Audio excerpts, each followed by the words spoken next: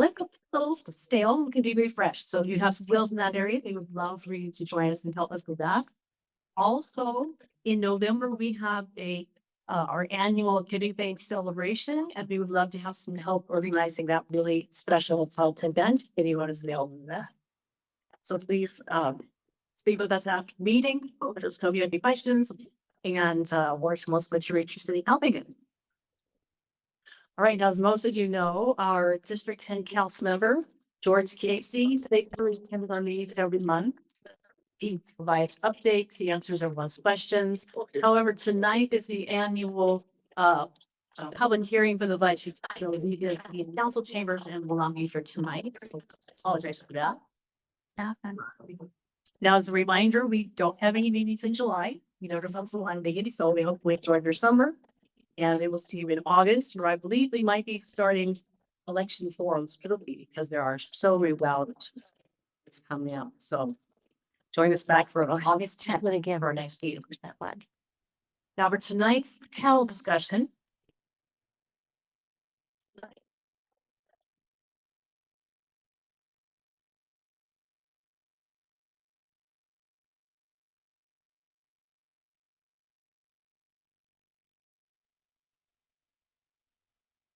Audience on Zoom, and in order for them to hear, we need to have the. If you have Jim fix that, we can have the audience hear the questions on Zoom. So during our Q&A session, what we do is we have a number system. So if you have a question, raise your hand, we'll get you a number, and then we'll bring the microphones around. What that does is it helps us get the questions taken in order, and it gives us time to get the microphone to everybody so that we can accomplish both things. Now, out of respect for other people in the room who want to ask questions, we ask that you limit yourself to one question and try to get to the question quickly without a lot of commentary. That'd be awesome. So we appreciate your cooperation with that. Now, to take us into our panel discussion, let me introduce to you our Vice President and our program team member, Gary Hector.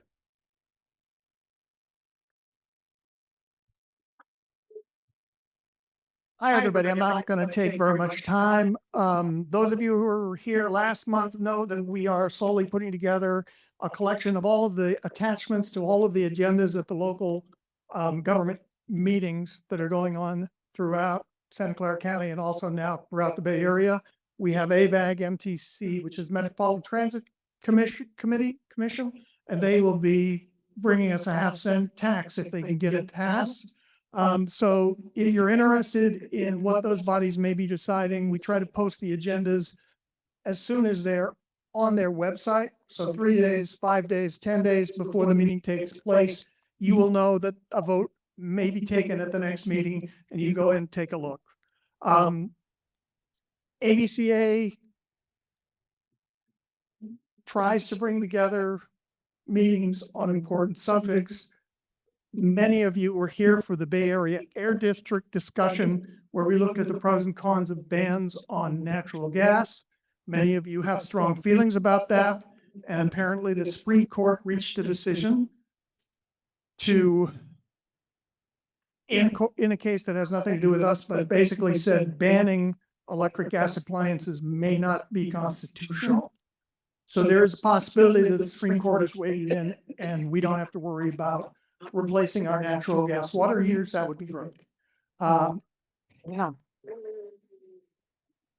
Okay, at this point, I'm going to turn this over to Keith Menconi, who is a reporter for the San Jose Spotlight. He previously was with KCBS, so he's been on the streets of the South Bay for a few years now.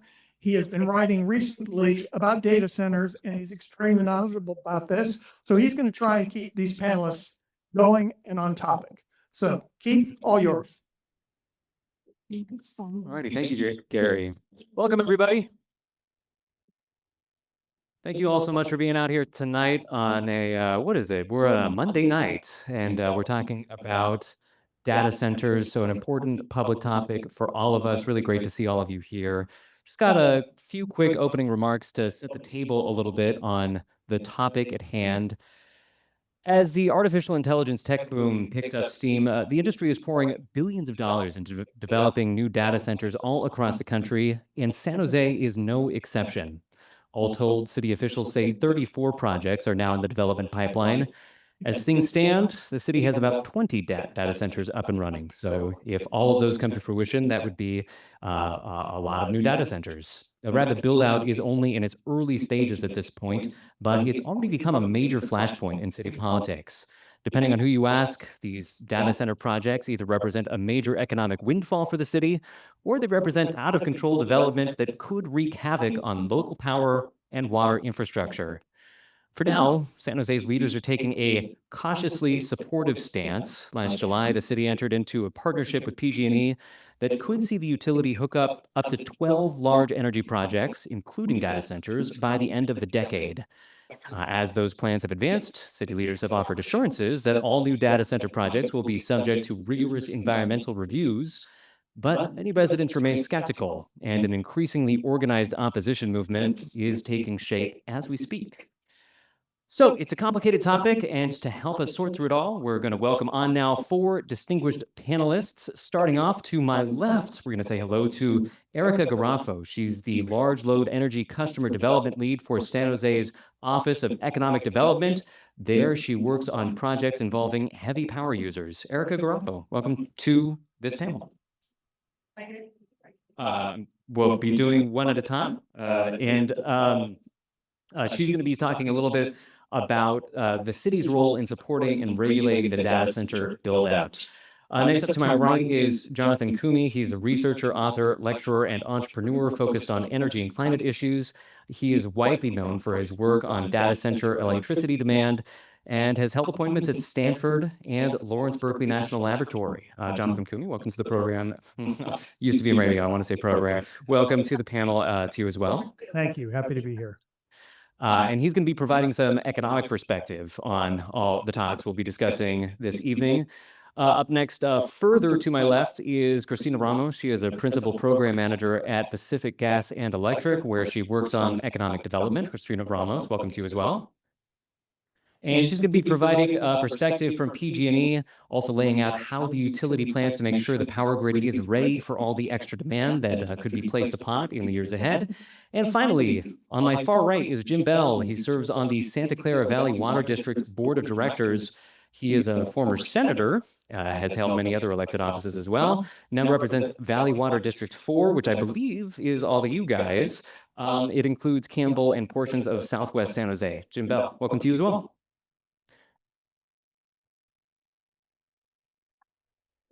So we've got the city perspective, we got the econ perspective, we have the PG&E power perspective, and we have the water perspective. A lot of ground to cover this evening. To get us started, we're going to be tossing it to each one of our panelists for 5 minutes to talk a little bit about what the world looks like from their perspective. Each of them is going to have 5 minutes. We'll go one after the other. After that, I'm going to be asking them some questions. Then you're going to get a chance to ask them some questions. So start thinking about that right now, what you might want to be asking. And in the very end, we're going to give them each one final minute to wrap things up. We're going to try to keep things to a time limit. So we have our Lisa in the front row, who is going to be holding up a yellow panel to let you know that you're 45 seconds away from or I guess for the 5-minute one, it's 4.5. 4.5. And then the red means stop. It means stop. Simple. Very simple. So let's start with the 5-minute portions. And to get us started, we're going to turn things over to Erica Garoffo with the city. Thank you, Keith. I feel like I'm on KQED Forum. So hi, everyone. Erica Garoffo. I'm with the Office of Economic Development, where I serve as the Strategic Energy Customer Development Lead.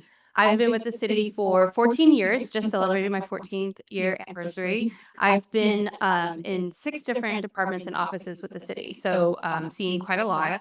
I've had lots of focus on technology, innovation, infrastructure, and most recently, energy.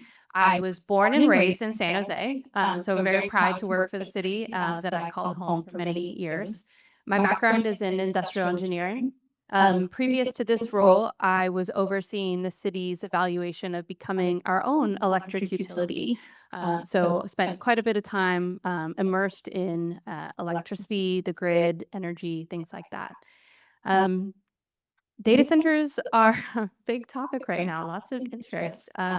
So I want to really focus tonight on explaining why data centers are an important component of the city's economy and also our potential revenue stream.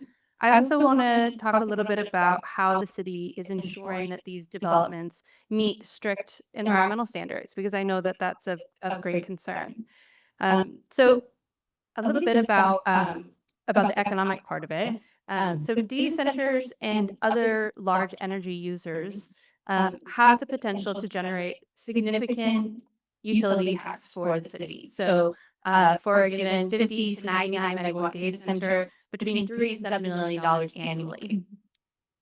These are also good construction jobs for skilled district workforce, and they require very few city services, and they don't create any traffic or very little traffic. On the environmental side, our data centers have the benefit of having access to over 100 miles of recycled water pipeline. Some data centers use water for cooling, and we're happy to offer recycled water as an alternative to potable. We also are seeing a trend towards air-cooled system. This is true of the data centers that are probably closest proximity to you all, the Equinix data centers, off of Kratos. Those are all air-cooled facilities. They use the equivalent for all 3 data centers of about 8 households of water. I mentioned recycled water already. Just wanted to note Microsoft is groundbreaking their data center up in AVCA later this week. They're 100% recycled water use, so no potable water use. I also want to point out that San Jose has access to San Jose Clean Energy. So we have local control over our energy portfolio. And San Jose Clean Energy offers 93% carbon neutral power. And again, we have local control, they're a city department, over what are the types of energy that we're offering our customers.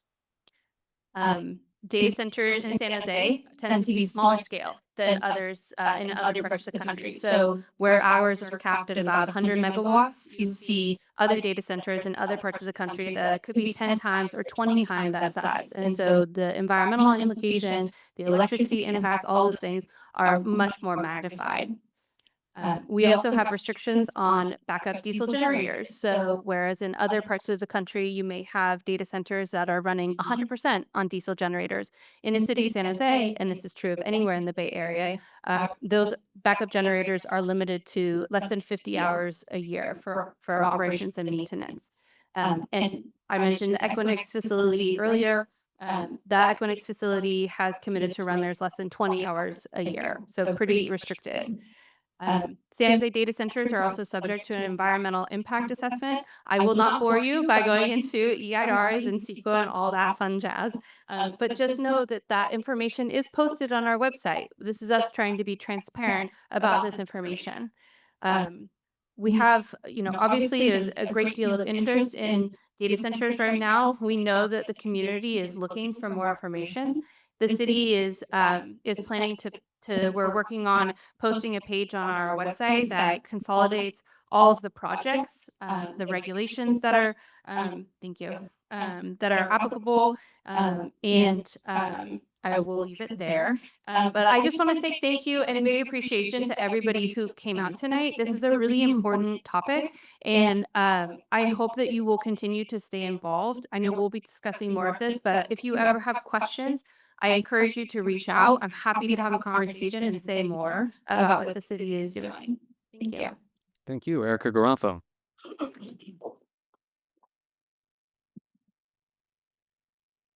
Alrighty, we're gonna keep things moving and go on now to Jonathan Koomey with some economics perspective. So my perspective is actually a bit broader than that. I've been studying data centers for more than a quarter century, and I wanted to leave you with 3 high-level points about this topic. One, there's a tendency to overestimate the electricity use, water use, environmental impacts of computing and data centers in particular. And this has been well documented. I've written a bunch of papers about it, debunking various nonsense. Back in the late 90s, there were a couple of guys running around talking about how the internet was going to use half of all of our electricity in the next 10 years. This turned out to be nonsense. Data centers do use electricity. There's no question about it. And some of them do use water. But it's very important if you see claims in the newspaper or anywhere else, and you're going to use that information to make a decision, it's very important that you check. You must vet that information, because there's so much exaggeration, so much misinformation. And unfortunately and ironically, the technology itself is creating more misinformation faster than ever. So that's the first high level point. The second is that all human activities use energy. Most human activities use water. So the question is not, should we allow data centers to use water or, restrict their energy use? The question is that use of resource worth it for society? And what we really need is an honest accounting of all the costs and benefits of various activities. And so one of the things that's surprising to people who are coming to the water issue for the first time is that data centers are very small, number one. But the most important thing about water is that in California, 80% of the water is agriculture. And that's an important fact to understand about the system. Much of that water is actually priced below the cost of supplying it. And that's for historical reasons. There are all sorts of, various historical artifacts that lead to that. But if you're going to talk about water or for industries, it's important to understand the bigger context. In North Carolina, there's a bill, Senate Bill 730, which is attempting to ban the use of water in cooling in data centers. And so this is not the only example of this. So this is a kind of misguided way to deal with a problem like this, or a complicated issue. So we have to talk about what's it worth to society. That's the critical thing. And we as a society need to talk about the things that data centers contribute. There are many valuable services that data centers deliver, but there are also costs associated with them. And it's not just electricity costs. There are costs of misinformation, there's costs of pollution, there's other kind of costs that all need to be on the table when you're talking about this issue. And some of the services supplied are incredibly valuable and useful. And so that's the high level perspective on the economic side to think about. The last point is that details really matter. This is a complicated topic. There's a lot of nuance. And people who come to this with a very simple idea of what's to be done, like we're just going to ban water use for cooling, can lead to all sorts of perverse effects. So if you ban water use for cooling, you can use air-cooled chillers. It's a well-developed technology, but it's less efficient, less energy efficient for cooling by a lot. So the data centers will use more electricity, and the electricity sector actually uses water too. So in many cases, if you ban water use on site in data centers, you will actually increase power sector water use even more than you would save. So the details really do matter. And if you're making decisions about this topic, it's really important to make sure you get the details right and you talk to the experts who have been studying this for a very long time. And with that, I will yield the floor.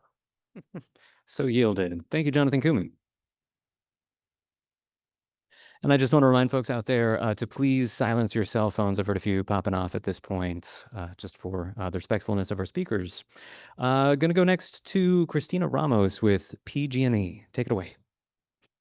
All right. Good evening, everyone. I'm so happy to be here with you guys. I am with PG&E now for 3 years. I was formerly with the city of San Jose, working on a lot of things for the downtown council member there as chief of staff.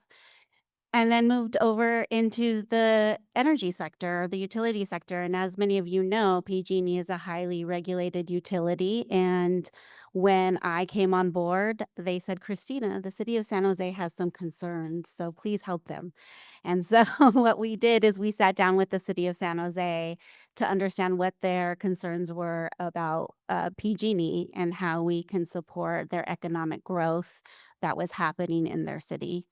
And then that's how Eric and I met and how we started working together in order to prepare what's called a growth mindset for not just the city of San Jose, but for ultimately PG&E.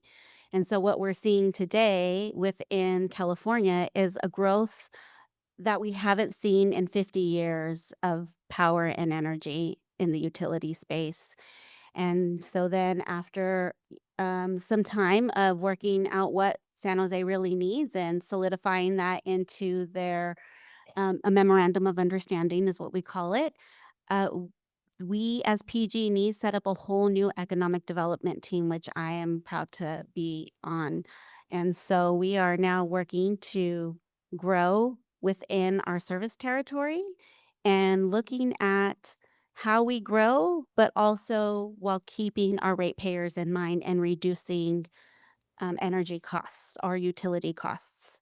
A lot of the energy you receive does come from San Jose Clean Energy, but we are the ones providing the maintenance and the poles and the wires in order to get you the energy needed.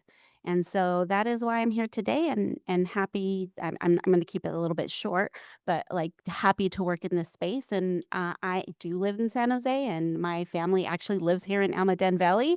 And so I am a resident and a user and here to do what's in the best interest of our community. Thank you, Christina Ramos. And last up, Jim Beall with Valley Water. Hi, I came to this area 1 year after I was born. So I moved on to Branham Lane with my mom and dad when I was 1 year old. Lived on Branham Lane when there was prune orchards all around here. And then grew up with 9 other brothers and sisters in this area. I went to John Muir Junior High School, Reed School, Foster School. Am I the only one that went to both the Union School District and the San Jose Unified? I think I am. And then Bellarmine and San Jose State. And I've seen a lot of changes here, and we're gonna talk about water here. So what I did is I prepared this 1-page kind of statement for you. Okay, so you can kind of get a context. The first context you have to have is that Santa Clara County has a water agency that's a wholesaler water agency, Santa Clara Valley Water District. We provide water for 2 million people. We're the wholesaler. We sell the water to retailer. But when you look at your bill, when it comes in the mail every month, about 40% of the cost of the water bill is a context of what we charge them for the water that we provide them. Now, where do we get the water? We get the water from wells. We get the water from our reservoirs. We import water. For 50% of the water from Santa Clara County is imported. Comes through a big pipe coming from the San Luis Reservoir. So we invest in that and have the water come here through pipes. It goes into 3 treatment plants. We treat the water, we clean it up, we sell it to the retailers, they clean it up more, and then pipe it to your houses. Okay, it's a system. Okay, so a lot of the water is imported because we don't want the ground to keep lowering in subsidence like happened in the 50s and 60s as Silicon Valley developed. The data centers are a user, and you can see I have a little pie chart here that's pretty common to show people. It has a commercial, they're part of the black part of the pie chart, which is commercial, industrial, institutional. That's all commercial, all industrial, all institutions, not just data centers. So I'm going to give you the context of data centers. There's a little map here that puts pins on where the data centers are located, at least the ones that are built. They started being built about, about 40 years, 30 years ago, something like that, and then accelerated recently. So a lot of them are built up in North San Jose or Santa Clara. And that's because there's available water there through the municipal water system. Santa Clara offers good, cheap water because they're a municipal water system, and City of San Jose has a water system as well. They also have a sewage treatment plant and a purple pipe, non-potable water system, which sells them inexpensive water that they can use. It's not drinkable.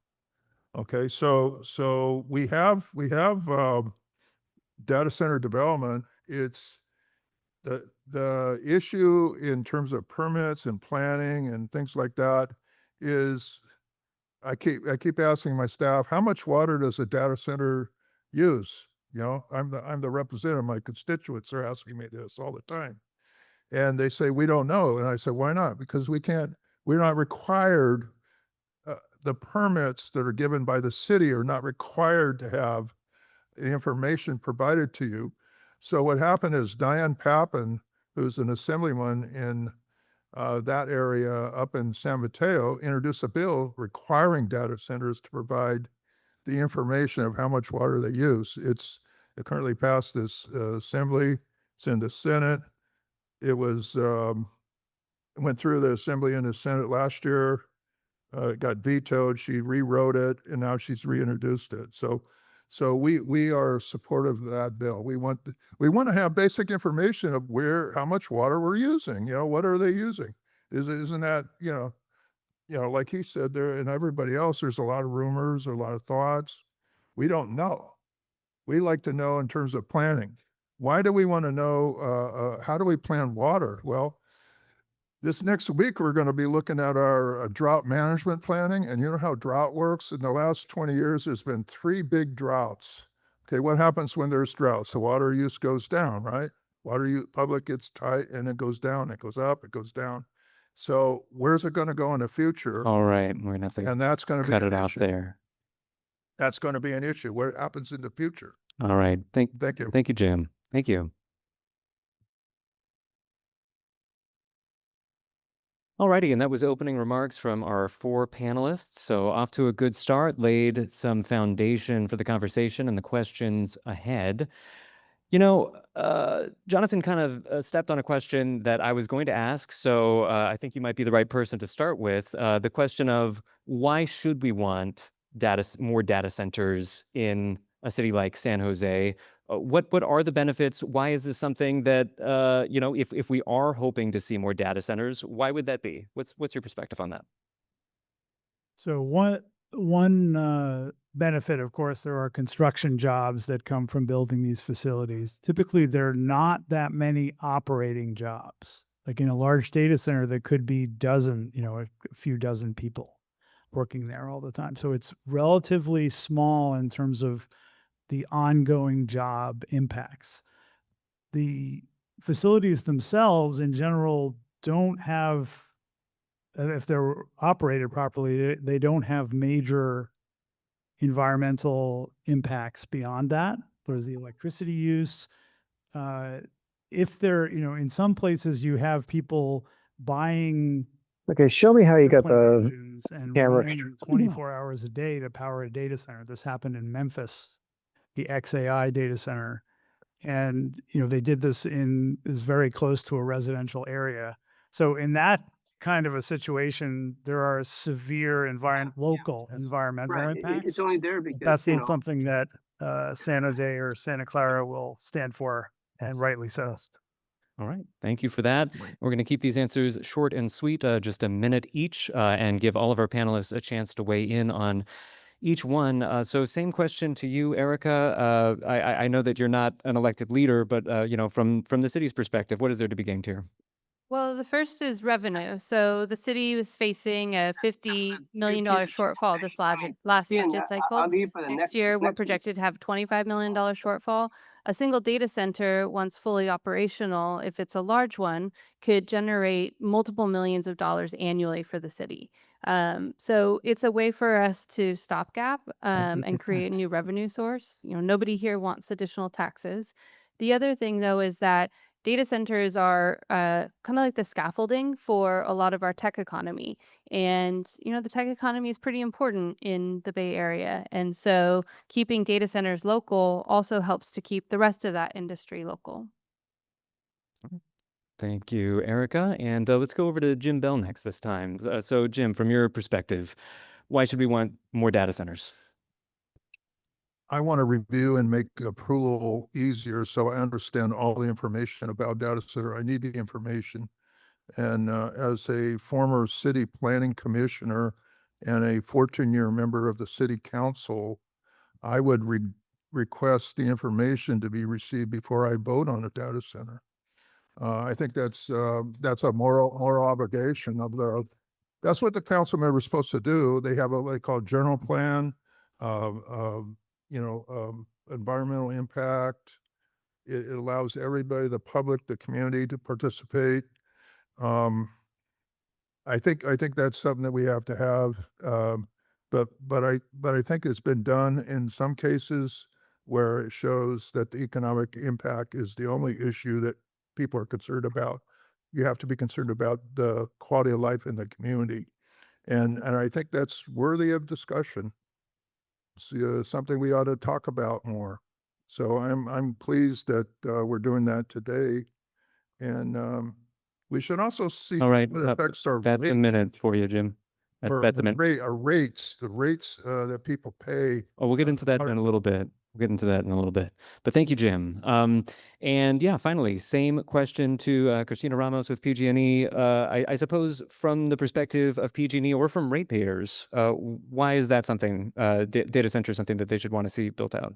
Yeah, so as PG&E, I mean, we're not pushing data centers. What we are pushing, though, is for what we call large load energy users, right? Because we have found in our studies that for every gigawatt of power, it puts down pressure on rates by 1% to 2%. And so that is why PG&E is supportive of large load growth. Explain that a little bit. Why would that be? Well, because it's socialized over more. In California, we are seeing that, we have a lot of energy, conservation, excuse me, trying to get my word out, and which is great. However, we've seen that with that, we still have the same amount of people with less energy use. And with less energy use during the day, it provides rates to go over less people into the pot who are paying for that energy use, right? So as more large load comes on, we can socialize those rates over more. Yeah. Got it. All right. Thank you, Christina. That was our first question. So we're going to be moving on to our next question. My next question, so we just talked a little bit about what data centers could bring to San Jose, why residents should hope to see more of them potentially.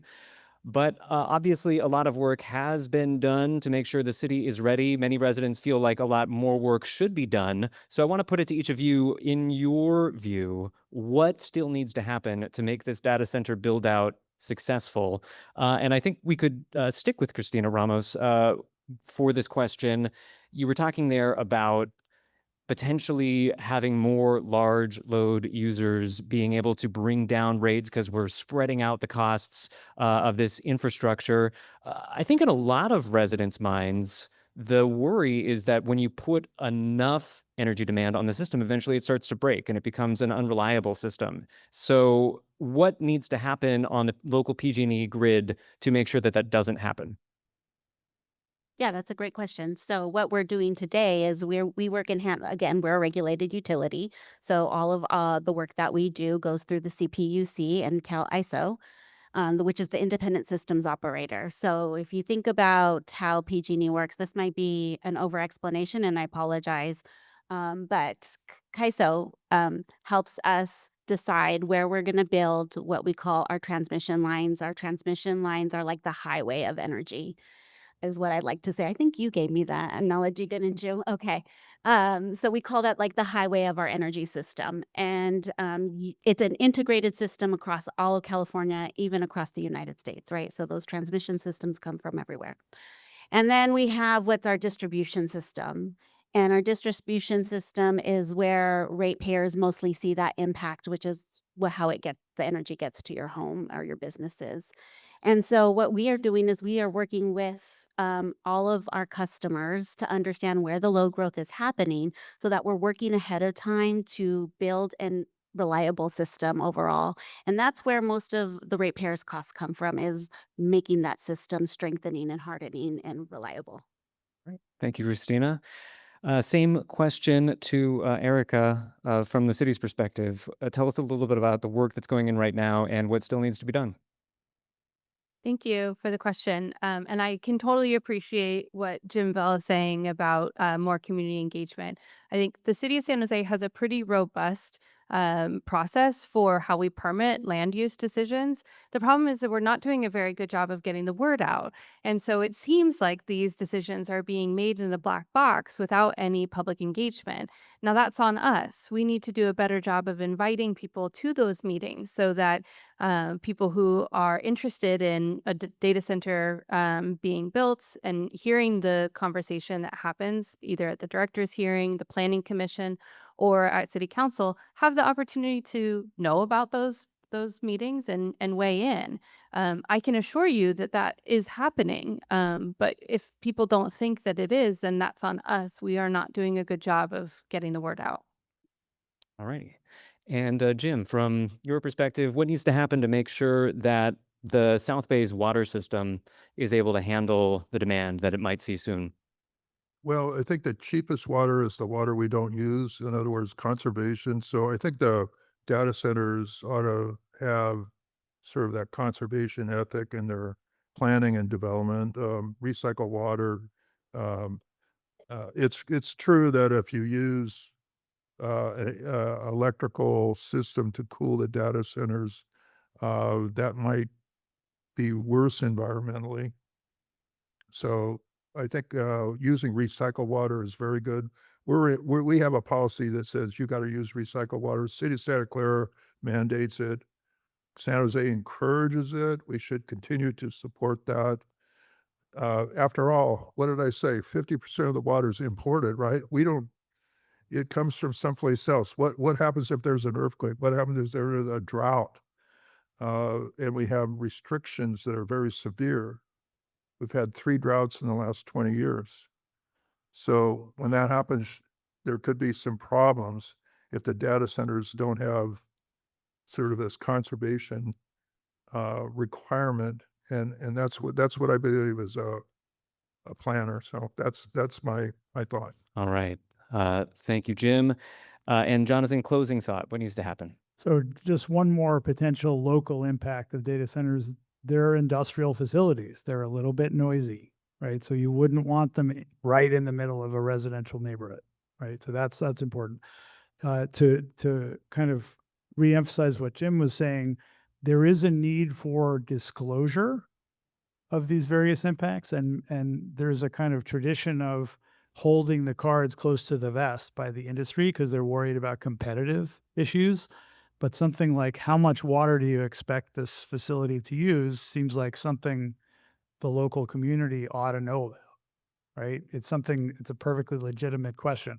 So the issue is, how do you balance that need for kind of business confidentiality with the needs of the community to understand the potential impacts? And that's something that we all have to work together on with the city and others to kind of make sure that at least the most important information is released so that you guys can make an informed decision about it. All right. Thank you, Jonathan. And actually, once again, setting up my next question quite well.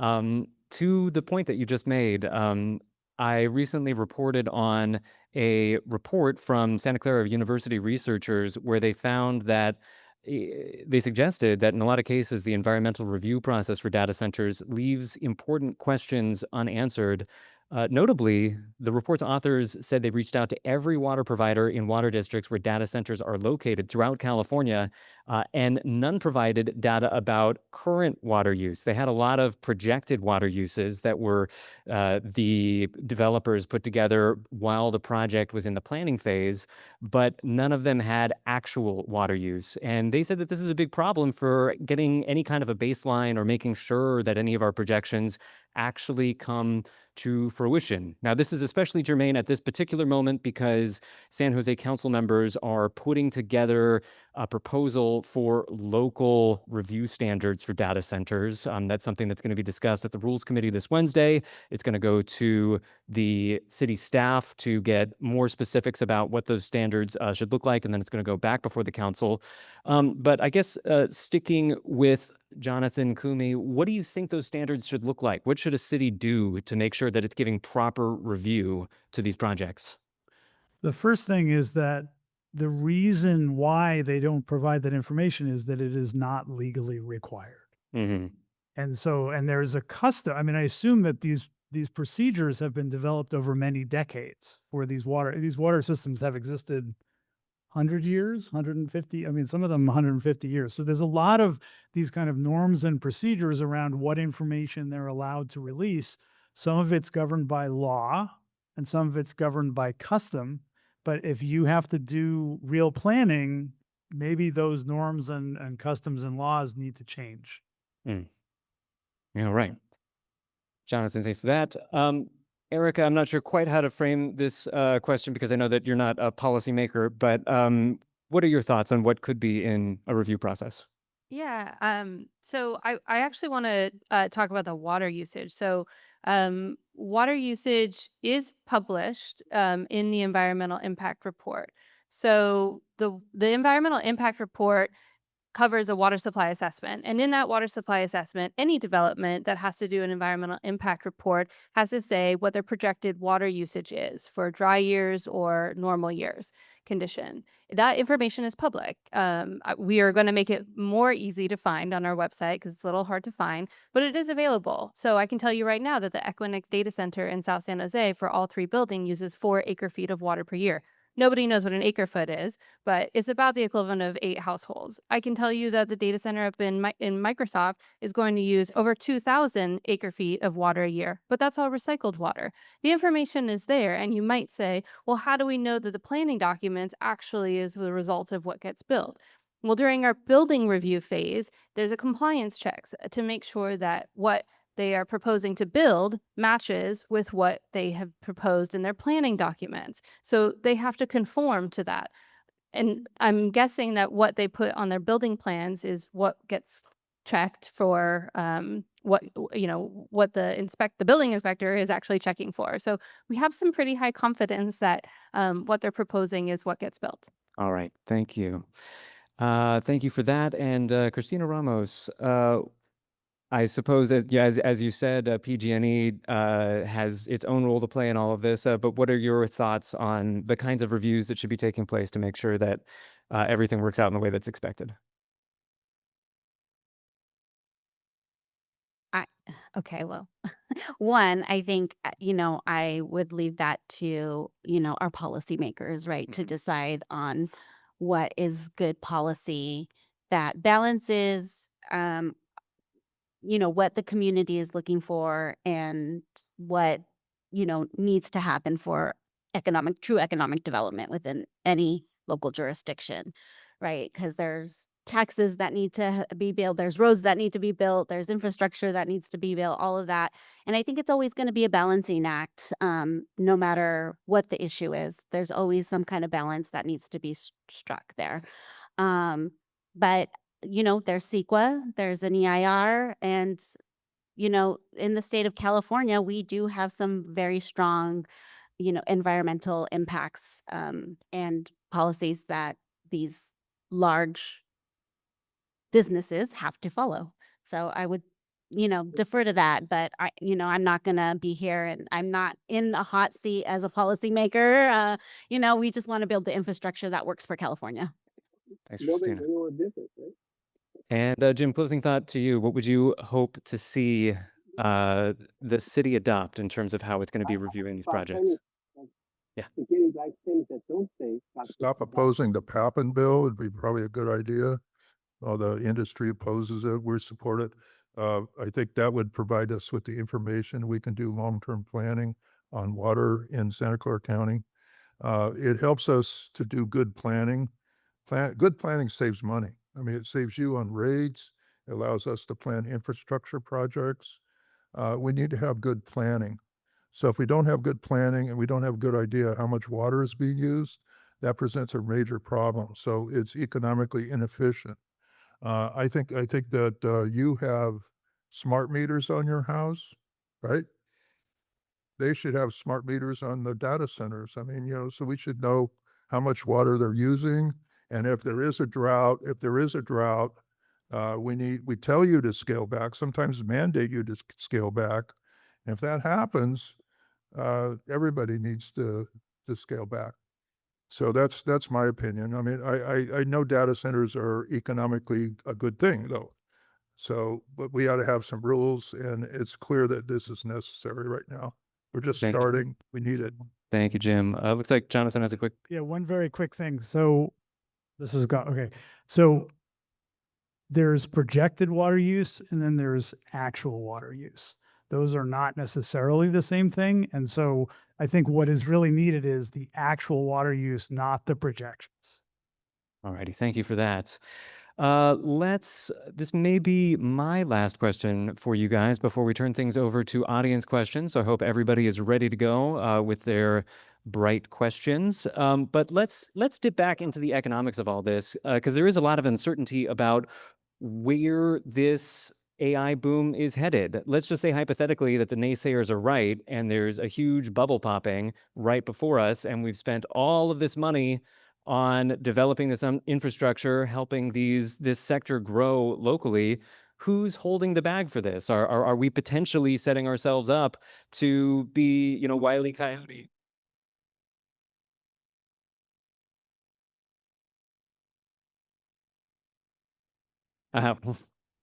It's a sign. It's a sign, everyone. I think I made the AI gods mad. I'm sorry. Anyway, do we run the risk of setting ourselves up for a future that never comes to pass in the way that we're expecting? Jonathan, what are your thoughts on that? So this is one of the reasons. Hello? Here, try mine. Okay. Okay, so one of the reasons why I think full disclosure and understanding of all the costs and benefits is so important is so that we don't get caught holding the bag. And in this case, these compute facilities have a lot of potential uses. So it's not that, they will be useless if there's kind of bubble bursting. But it is important when there is to be very big infrastructure spending to support the data centers that they pay for it. That's the critical thing, is that if there's incremental cost that is solely related to building out for data centers, that they should be the one to pay for it. Because that's a pretty bedrock idea of making sure that people who impose costs should pay them. And that is one way to minimize the potential problem of this overhang that you alluded to in your question. If there is a bust, let's make sure people pay their costs up front. All right. That's some other AI god just got mad. So we'll keep moving. Erica. Sure. All right. Christina, who is paying for the infrastructure build out that's taking place in San Jose? Give us some clarity on that. Yeah, so we have a rule. We have actually a ruling right now at the CPUC called Rule 30. And what that is for all these large load takers, they have to pay upfront the full cost of that infrastructure that connects to our transmission system, right? So if they want to be on our transmission and interconnect to our system, they need to pay all those costs upfront. And so that is what we're waiting for at the CPUC to make that final ruling. They're supposed to be making it before the end of this year. And we are watching that very closely. But right now we're taking it as what we call a tariff by tariff basis. So everyone that comes in, we do a special case filing with the CPUC to make sure that they are paying those upfront costs ahead of time. And then they have to guarantee that that load is going to be coming onto the system so that it does not affect our ratepayers. So the short answer is the large energy users are the ones that are going to be paying upfront costs. Exactly. Got it. All right. Alrighty, Jim, take it away. The Constitution of California and the initiative measures that are passed require the ratepayer to pay for water. So when the cost of providing water, like infrastructure costs, go up, like dams, more water, buying more water, importing, it's spread across the ratepayers. There's no way we can single out a individual ratepayer to pay for the cost of the water. Okay, that doesn't exist right now because it's a constitutional issue. So it'd be very difficult to charge data centers to provide exactly all the cost of the water. So the answer is you pay for it.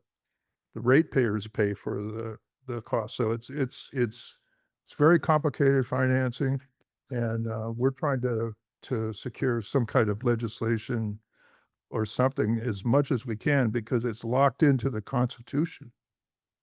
So we can't do it. We can't do a lot of changes in that. All right. Thank you, Jim. And Erica, what would you want to add to that picture? Oh my gosh, so much. But I will stick with, so I'm going to say something that's probably a little unpopular, but our grid in California is woefully behind in deferred maintenance. And these large energy projects are helping us finance upgrades to the grid faster than we would otherwise be able to do. So, raise your hand if you had a PG&E outage this year. Anyone here, right? So yeah, right. Just recently, I live in the Santa Cruz Mountains right now. So we have a generator because the power goes out. And these large energy generators and some of the CAISO projects are helping to upgrade the grid with more reliable infrastructure instead of the kind of Korean War era substations that we have powering us. So, there is a benefit. All right. Well, that was the first two portions of the program for this evening. We're going to move on now to audience questions. Before we do, though, let's give our panelists another round of applause. Once again, it's Erica Garoffo, Jonathan Koomey, Christina Ramos, and Jim Beall. They are now going to be subjected to you fine folks. So how are we doing this? So if anyone who has a question, if you just raise your hand, we will bring you a number and then we'll take them in number order. Thank you. And I would ask everybody who's asking a question, please keep it relatively concise. Folks are here to lists and do make sure to end that question in a question mark. So no filibusters, please. Take it away. So can you hear me? Okay, great. So I'm going to give you a little bit of background and my question will come right at the end, which is why.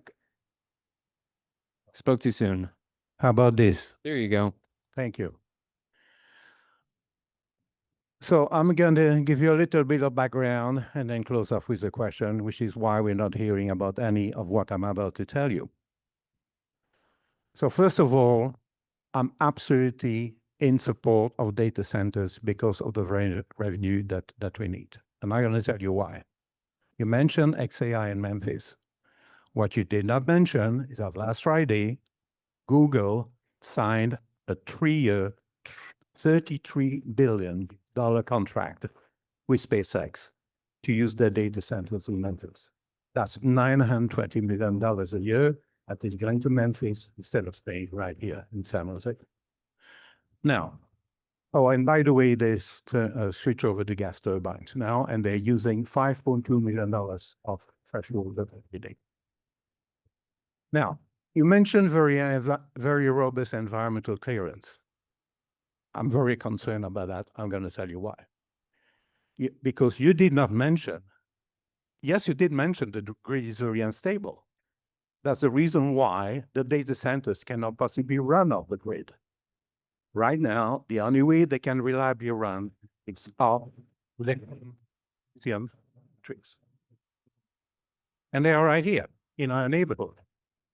There's a 75 megawatt lithium-ion battery in the building I was in when the 1989 was being built. I was working for IBM at the time. You would never guess there's a battery in it. Okay? It's connected to that gap. But where I get a little bit concerned is when you put an item on consent at the Planning Commission last January the 14th. And everybody in this room, you can Google it. The address is 6150 San Ignacio Avenue.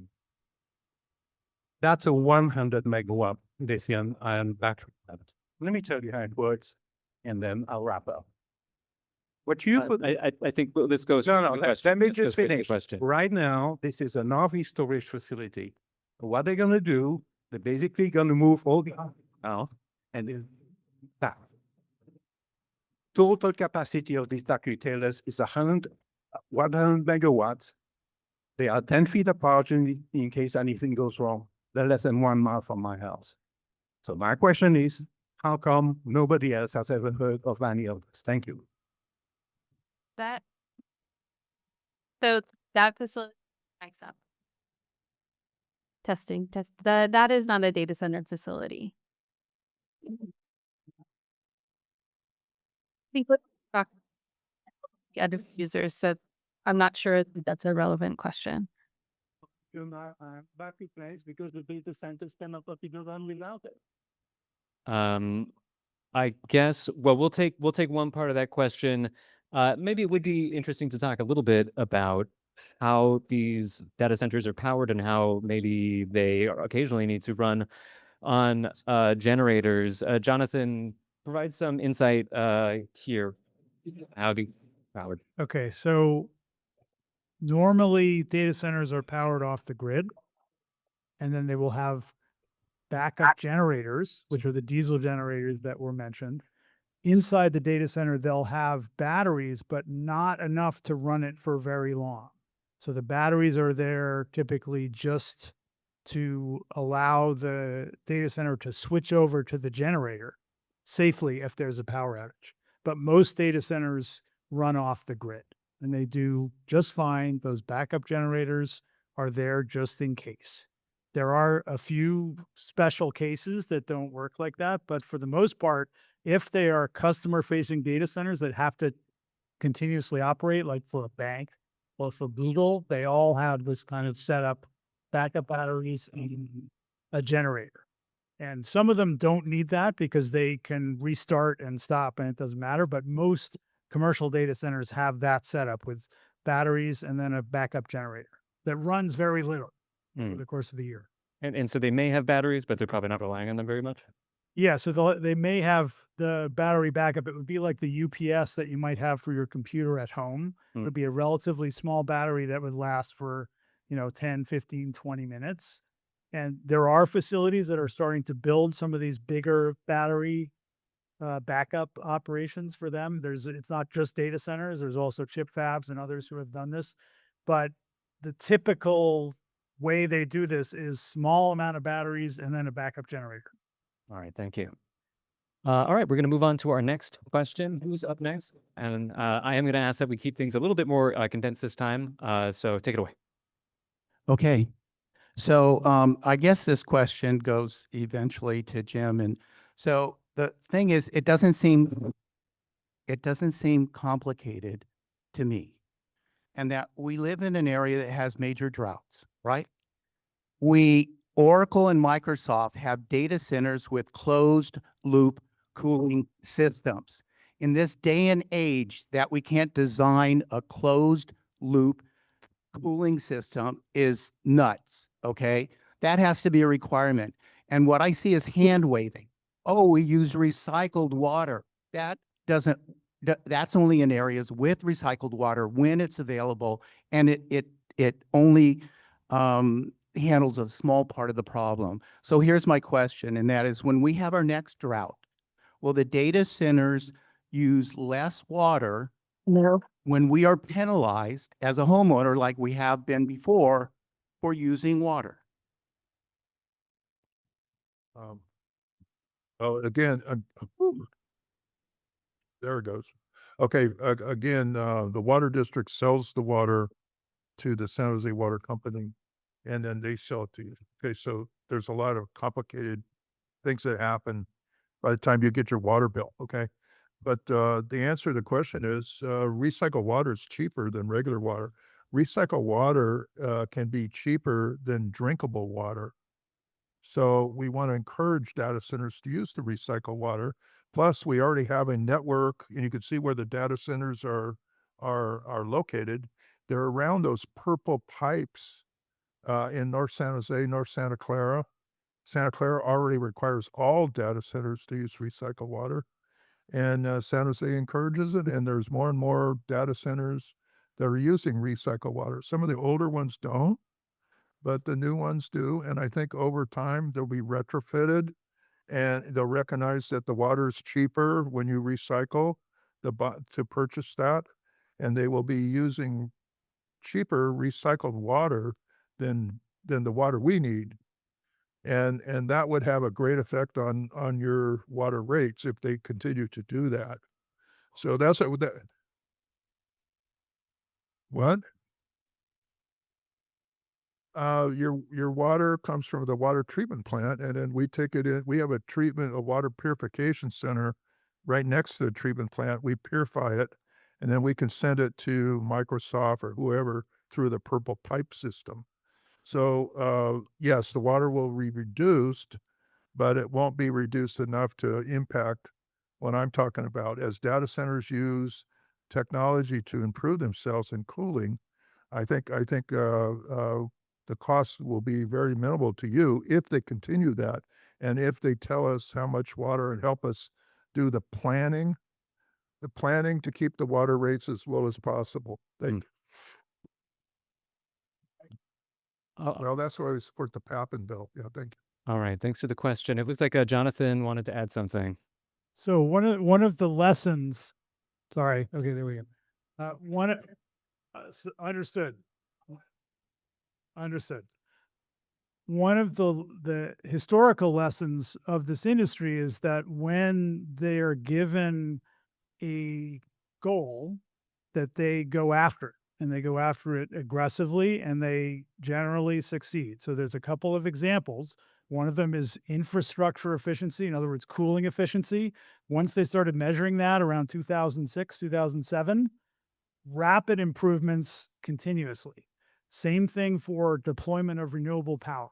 And so one thing that could address the issue that you're raising is setting a target for water intensity for data centers that is based on best practices. Doesn't have to be zero water, but there are many. If you look at the reported water intensities, there's a factor of 10 difference between the worst and the best. There's a lot of provision for doing better. And if we set an intensity goal and start measuring it in a standard way, that this industry will drive it. They will drive to get there really fast. Well, okay, Well- I'm not in charge of who requires it. I'm just saying this is what should happen. It's happened in the past. We have historical examples. So there's no reason why it can't be done. It's simple. It's really simple. Hey, Jonathan, I got a dumb question for a friend of mine who wanted to know. What is recycled water? Like, are we talking about gray water? Are we talking about water that's already gone through people's homes? What's the best way to define this? I would say you can't drink it, okay, because it's not purified enough. I think that's the first thing you have to say about it. Mhm. The second thing, it has to be clarified so that it could be used industrially, or for what you see the chart that we have for outdoor landscaping. Recycled water should be used that's purified enough so it can be used for outdoor landscaping. And golf course use probably, I would say, until recently, until we had so many of them, more water than data centers. So, so maybe things like water conservation. We should look at comprehensively water conservation. That's the cheapest way to save money and keep your rates down and provide water is to do conservation. Data centers should be like you said, technology should develop so they can do that. And we should encourage that, you know. It would save them money, it would save us money, it would save our rates. Got it. All right. Did you have something to add? Yep. So there's different kinds of recycled water. The main kind, the purple pipes, come from recycled municipal wastewater. So everywhere there's a wastewater treatment plant, there's a bunch of water that can be purified, not enough to drink it, as Jim was saying, but good enough so that you can use it in these industrial applications. And that is much, much better. It doesn't, yeah, it's cheaper, it's better, it doesn't drain aquifers. It's just a good idea all the way around. Okay. Well, I guess, Eric, I'm wondering if you have any thoughts on the question of why not just require every new data center to use 100% recycled water? Is there any reason for that? So unfortunately in San Jose, not all of our water retailers offer recycled water. So the city of San Jose has 3 water retailers. We have San Jose Municipal Water, which is run by the city. We have San Jose Water Company, and both of those retailers offer recycled water. But Great Oaks Water Company does not offer recycled water. The city has tried, and we would very much like them to offer recycled water. And to date, that hasn't happened. So the facilities that are in Great Oaks territory are air cooled. The ones that I am aware of are air cooled systems, so that they are not using water to cool their data centers. Are most of the new data centers under consideration considering recycled water? If they have access to it, yes, absolutely. Yeah, I mean, data centers are a business, right? So they're going to use the most economical function to cool their data centers. So recycled water is the most economical. Water cooling is the most efficient. Air cooling is getting more efficient. So we're seeing more of that, especially where recycled water isn't an option. Got it. All right. Very informative. Thanks to all of you. Next question. Linda. Go ahead. Yes. Hi, I'm Linda Hutchins Knowles with Mothers Out Front Silicon Valley. And I want to bring to everybody's attention here and watching online a website that has a lot of important information. It's called ilovesanjose.com. And there's a button at the top to press that says tap here to learn more. There's a wealth of information about data centers, and we're not getting the full story here tonight. I just want to speak one thing about water. It's not just the water use, it's the water quality. There's no such thing as a closed loop system. The water has to enter from somewhere, the water has to go somewhere. So there could be a closed loop within it, but there's another loop going in and there's a loop going out. That water is the water districts. Are they ready to process the chemicals that water is going to be contaminated with, including PFAS chemicals? This is an EPA issue and a public health safety issue. So I think that what needs to happen is we need to slow down the rush to build so many data centers. There's 36 data centers in the pipeline that are going to have a cumulative power density up to 10 times higher, hundreds of backup generators and cooling systems of no resemblance to what we currently have permitted. So Erica, I've met with you before. I appreciate you owning that we need to do better outreach in the city. What I'd like to see in our organization, 7 of us signed a letter to the Rules Committee. We have 6 demands for the stakeholder in the process, the guardrails, and we'd like to see those all honored. That includes minimum standards, including quantitative thresholds, not aspirational language, a public dashboard, suspending new data center development until agreements until the data centers have been executed or raised to public comment and agreed upon, conducting a cumulative environmental analysis of all existing and planned projects before individual approvals proceed, ensuring that development standards include equitable process, including our groups, local CBOs, environmental groups, neighborhood associations, and most importantly to me, prohibiting city staff, council members, the mayor from signing non-disclosure agreements with data center developers. We are the people you're accountable to, not the companies. These non-disclosure agreements are violating transparency. They're violating the public right to know, and we need to stop the non-disclosure agreements and get all the information out before this continues. So my question to you, I guess it's directed to Erica on the city staff. I know PG&E is funding 5 staff. There seems to be a conflict of interest there.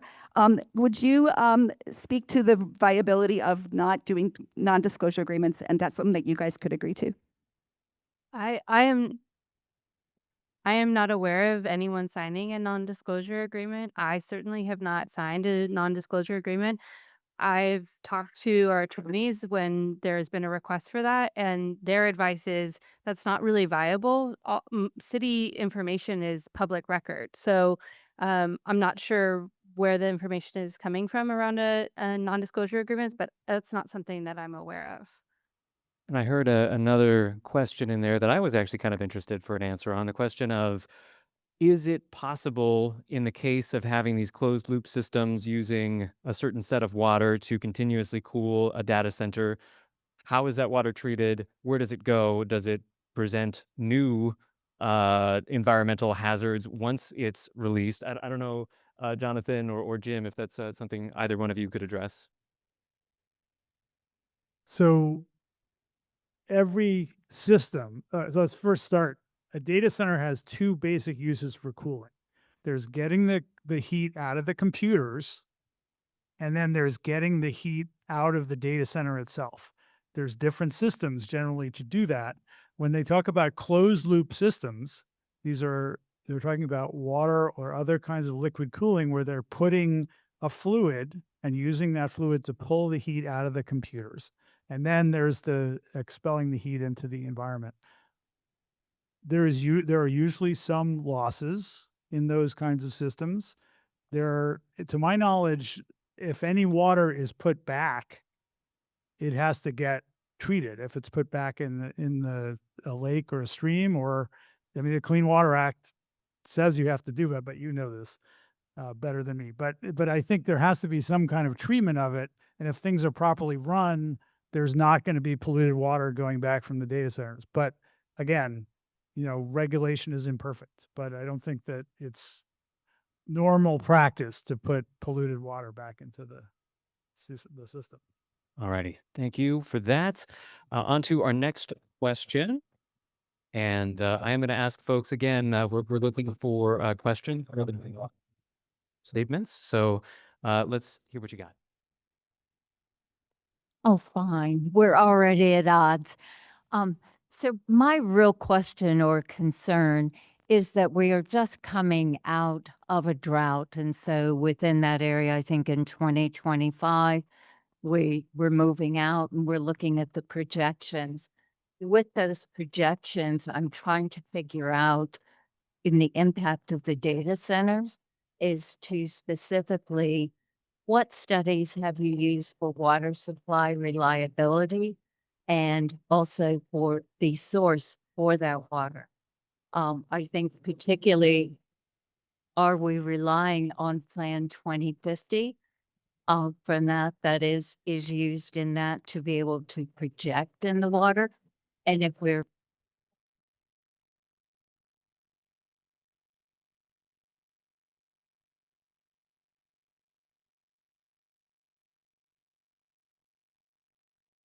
use that one.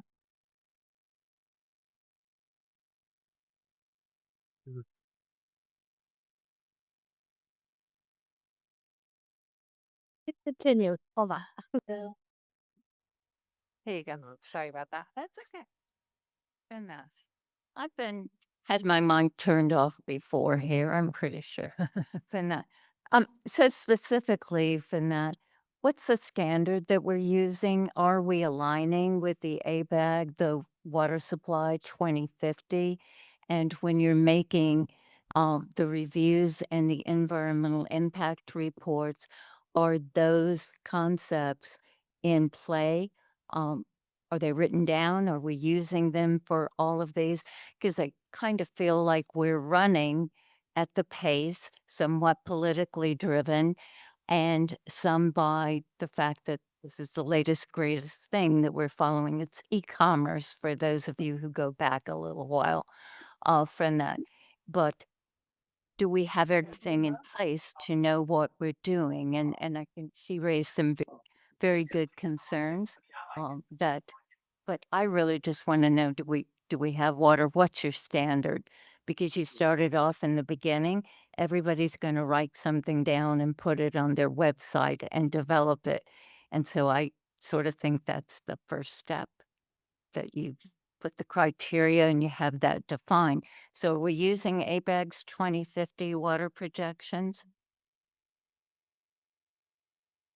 So I don't know.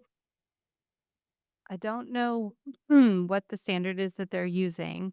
I'm not an environmental impact evaluator. What I can tell you is that the water supply assessment that's done as part of the environmental impact report accounts for both wet years, normal years, and dry years. So they are modeling the effect on the water system in both of those cases. I don't know what model they're using for the dry years, but I know that that's something that people are paying close attention to. So I would imagine that the model includes that. And again, as I mentioned before, I understand that folks are very concerned about the water usage and wanting to make sure that we're not, right, like what's everybody's fear right now is that the data centers are going to have all the water and the rest of us are going to have none. That's our concern. And so we want to know that the people who are regulating this are taking that seriously. They're taking that into consideration, that we're not just rubber stamping this stuff and saying, yeah, okay, looks good.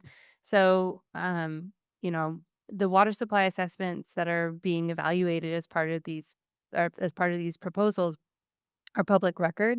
The city of San Jose takes our environmental reports very seriously. We have a team that is steadfast in evaluating those things. And again, those go before council. In fact, there's one coming up on, I think it's on June 23rd. There's going to be a water supply assessment that's presented to council. I would encourage you all to look at that report, see what's included in there, and make the determination for yourself. Thanks for the question. We use ABAG, okay, we use ABAG 2050 master plan figures. We also are looking at the Department of Finance, which shows a lower population increase for Santa Clara County than ABAG. So there's a range. When you predict population, how are you going to do that? You have to have a range. You can't have a single line, a number, because it's not going to be true in 2050 what the thing you estimate today is. So we have a range, and the ABAG is a little high. Department of Finance typically a little low. So our water drought planning, which is on our agenda next Tuesday. All the reports are on the agenda. We're going to be talking about it next Tuesday on the water board agenda. We are very careful about planning for. We have some great staff that do great planning on water planning for droughts, and our report is going to be reviewed by the board next Tuesday. And I read it while I was eating dinner tonight. So yeah, it's very important. It's very important. It's probably one of the most important things we do. Alrighty, thanks for that as well. On to our next question. What do we got next? Take it away.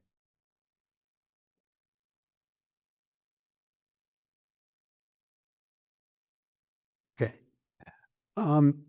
So it seems like there's an overgeneralization about the data centers. So I'm not a tech guy, but my understanding is that basically the internet that we all use all the time uses these data centers or just a bunch of server farms, lots of computers, and using CPUs, basically the stuff in our computers, they go on when when you're doing a query and off when you're not.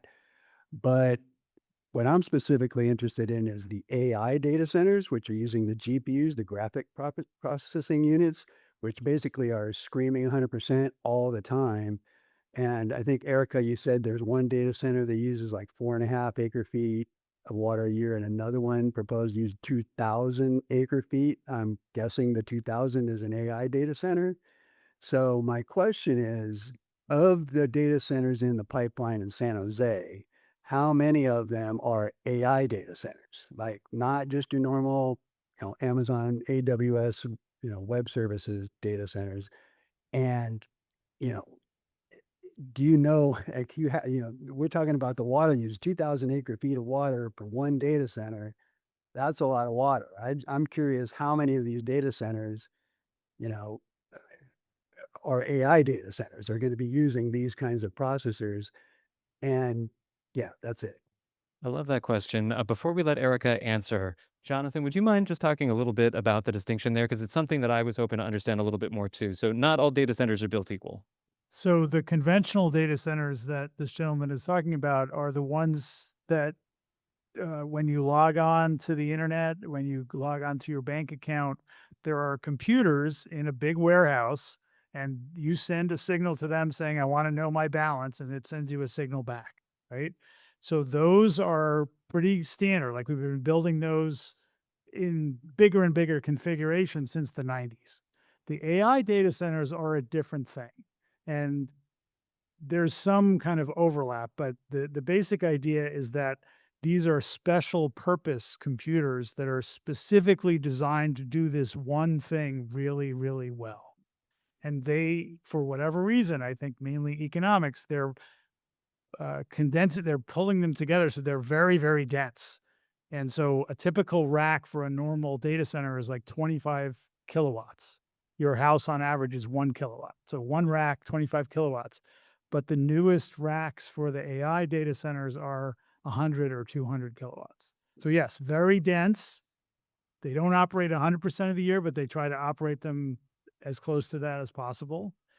But there are different ways to cool them that are more effective, and some of those ways don't use water at all. So it's, there's different ways to do it. There's a huge range. And so in my view, the most important thing is to make sure that the technology and design choices are towards higher water efficiency and higher energy efficiency. And there are ways to do that. All right. So yeah, Erica, tell us a little bit about the kinds of data centers that are coming to San Jose. So the reason why one of those data centers is using 2,000 acre feet of water is because that one is water cooled. It's using recycled water. The one that's using 4 acre feet of water per year is air cooled. So it's not using water as the cooling source. It's using basically giant air conditioners. So that's the difference. But as far as what kind of data is being processed in these facilities, that isn't something that the city is privy to. The ones that I'm aware of, things like Equinix is the one that's using the 4 acre feet of water. That's a what they call a co-location facility. So they rent out data halls like apartments. So that data hall can be rented by Bank of America. It could be rented by Southwest Airlines. It could be rented by Kaiser. It could be rented by the city of San Jose to process their data. So Equinix has data from anywhere. You mentioned picking up a phone, right? So back in the day, we had desktop computers. You had your server located there. Now we have screens, and the desktop is located in a data center somewhere. And so data centers are processing all kinds of information. But I just want to also just do a quick kind of level setting.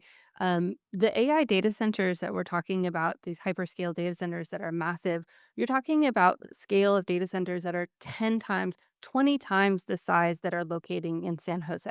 So that Microsoft data center that's in Alviso, that's going to peak at about 90 megawatts. You compare that to the data centers that are being built in Memphis or in Loudoun County, Virginia, those are 1,000 megawatts. Those are 2,000 megawatt data centers. The city of San Jose as a whole uses about 1,000 megawatts on a given day. So a single data center is equal to San Jose. That's not nearly the scale of what we're seeing here in San Jose. And is that something that will be maintained by regulation, or what would prevent a larger data center from coming in? Yeah, so the reason why we have this cap of 99 megawatts is because the California Energy Commission regulates backup generation. The California Energy Commission regulates power plants. And right now, they regulate if you are doing backup generation between 50 and 99 megawatts of backup generation on site, you can apply for what's called the small power plant exemption process. And that goes through the California Energy Commission. Beyond that, the CEC could regulate you as a power plant, and data centers don't want to be regulated as a power plant. And so there is this cap at 99 that we just don't see data centers going beyond that. Got it. Very helpful. How many questions do we have left? Oh, sorry. Yeah, Tim, go ahead. see the answer some of your questions. See the black area, the commercial industrial. That's the whole water use is about 285,000 acre feet for the county. Now, this part is about 85,000, all the commercial industrial. So it gives you a context of when you talk about data center water use, Hold the mic a little using closer. a certain amount, that'll help you understand. Thank you. Thank you, Jim. All right. How many more questions do we have? We have several, but we're going to take a pause from audience. So we have a question on Zoom. Yeah, we have, Okay. we have several, we have a number of questions from Zoom, and I'll try to answer. Yeah, I'll try to answer. Be next, sir. These will be pretty quick, I think. Why hasn't San Jose released the locations of the various parcels where it is considering to have data centers established? So the location of data center development and other large load properties, it is listed in our sjpermits.org, but I'm hesitating because it is not easy to find that information. So the city is putting together a web page that's going to list all of the data centers and large energy users so that we are consolidating that information and make it easier to find. That's under development right now and should be posted in the next few weeks. And the second one is from a fellow who had experience with closed loop systems, and he's wondering why the data center companies plan their layouts and requirements. It sounds like we have no idea what those requirements are until they're installed for the closed loop systems, and why no specs from them in their planning. That makes sense. Anybody want to field that one? I'm sorry. Could you repeat that? Yeah, it's just if I can get drops. It would S screen worth of stuff and kind of.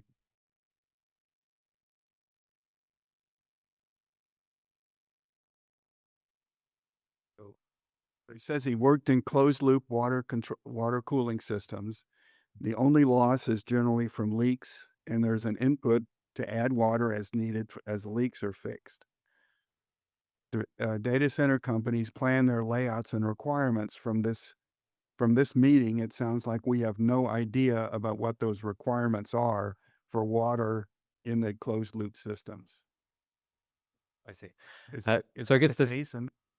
Yeah, I guess the sense of the question is, are there strong requirements in place for the way that closed loop systems are going to work? We've addressed this a little bit, but Jim, I saw you shaking your head earlier when we were talking about the requirements for closed loop systems. Is there anything that you want to add about how those work? Or I think theoretically, I don't know what a closed loop system is, because I think you if the water evaporates or whatever, you have to replace it. So there's what we want overall is to use less water, but we don't want to use no water if the energy costs will be bad for the environment. I think you have to kind of have a balance, and my way of looking at it is efficiency. Look at efficiency. Be for efficiency. Be supportive of that, and it would help us in terms of the economy, helps us in terms of the environment. So be efficient, and that's what we gotta encourage.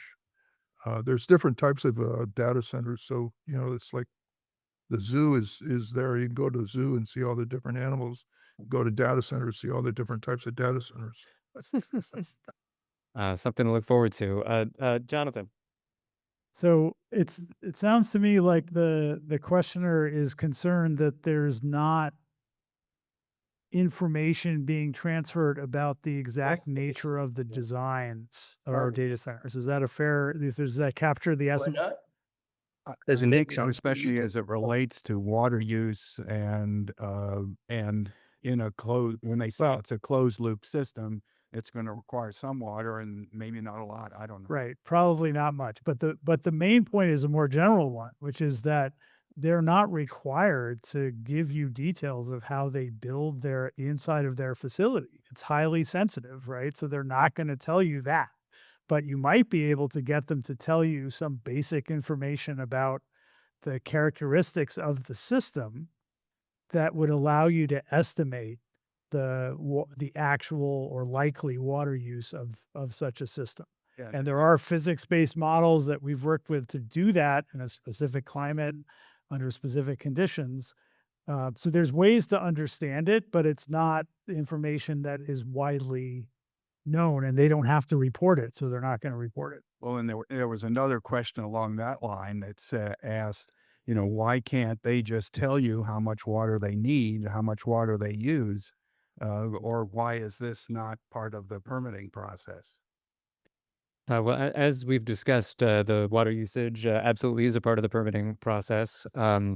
Erica was telling us earlier that they first need to tell you how much they project that they're going to use. Secondly, there's a review process where it's made sure over the course of development that that is how much they're using. I think that some of the questions are further down the road, like is that permanently going to be how much they use? Is there any variation in that? Is how speculative are these numbers? And because we don't have that kind of widespread reporting of actual usage, it just makes the projected usages a little bit more difficult to know how accurate they actually are. Is that Yeah, but- fair? But Question is that there's an why cannot the actual usages be reported? So I guess I have a question for Jim. Oh, well, maybe this is a better question for a water retailer. But how are water bills calculated? Like, aren't we charging people for how much water they use? So I don't understand why we don't know how much water they're using. Well- Somebody knows. Somebody's writing a bill. Well, they are not required under statute to disclose if they choose not to, unless the city requires it. But it's not required statewide around the whole state by statute that they disclose how much water they use and what kind of water they use. And that's what the PAPA bill would do. And that's why we support it. So that would answer the gentleman's question. A full disclosure, it's, I talked to her, I was up there. And Is that for me to recycle or for you to recycle? Oh, maybe it's for you. She thinks she has a good chance this Sure, year. we're just seeing the bottom. Maybe we ought to have people review the bill, maybe the city. It's, Yeah. it's, doesn't require the data sheets. How much water are you using and what kind of water are you using? It's pretty And simple. whose legislation was this again? Oh, Jonathan, go ahead. It's Diane Pappin, some of them Diane. So there's a couple of things about this. One is we've had experience actually filing freedom of information requests for specific water utilities, not in California, I don't think, but in some other places, and had success actually finding the bills. So you can get the information, but it's not an easy thing. The other thing is that a data center is not a thing that is static. And so you hear people talk about, well, here's a 100-megawatt data center. Well, that is the load of the IT equipment when it is fully built out. And it takes a while to get to the point where it's full of computers. And that can change over time with different computers and so on. So the idea that it's just a single thing that doesn't change is not right. And so you really do need to have the actual water use and the actual power use, because the estimated power use is not the same thing as the actual. It's very helpful. Thank you. Who's speaking? Is this city as a? Yeah, No, the there's some gentleman over there environmentalist. to ask a question. So hang on No? one sec. No, it's a recycled number. It's fine. Oh, okay. Yeah. All right. So we have 7 more questions in the audience. If we can please keep the comments to 0 and just ask a question so everyone can ask their I'm questions. going to take a shower. I really appreciate it. Thank you. And we'll keep it to a lightning round up on stage too. No, I mean, I just keep it running. Hi, so my question has to do with ongoing maintenance costs of the infrastructure, because I heard that the upfront costs are paid by the data centers, but I'm wondering who currently is responsible for paying the maintenance costs of the existing data centers, and who's slated to be responsible for the ongoing maintenance costs of the proposed data centers, and how is that going to be funded, given that what I heard is that deferred maintenance in all of California is woefully in arrears? Uh, So this is probably a better question for PG&E, but I can't help myself. So you're talking about for electrical costs. So the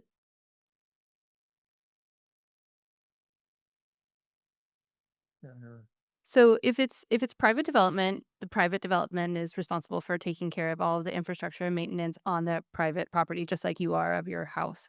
When it comes to the infrastructure that is bringing utilities to the property, whether it's electrical or water, or whatever, that ongoing maintenance is baked into your bill. So the money that you pay PG&E to San Jose Clean Energy to municipal water, that rate is based on the cost to provide you that service. And the cost to provide you that service is a combination of both the cost of the energy that's being procured and also the cost to maintain the poles and wires or pipes or whatever the case may be.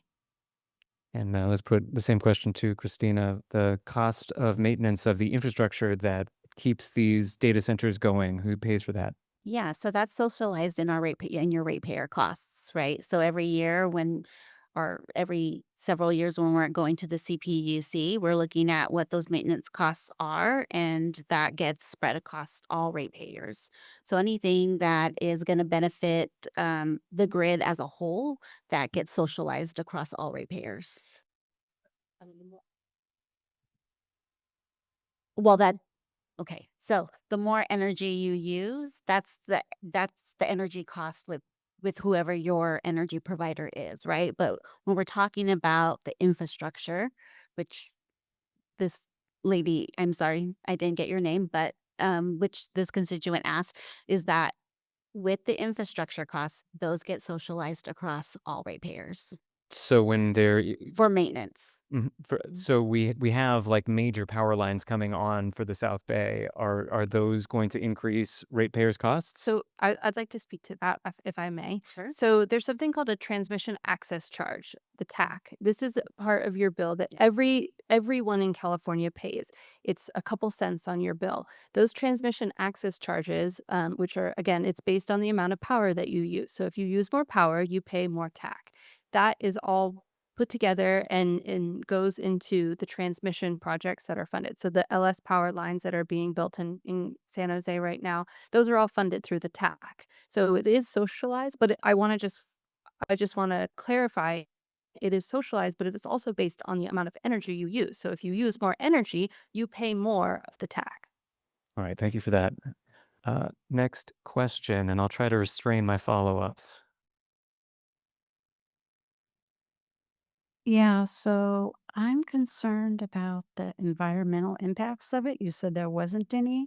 And the way I understand it is it's like heat. It causes global warming. The heat comes off of it.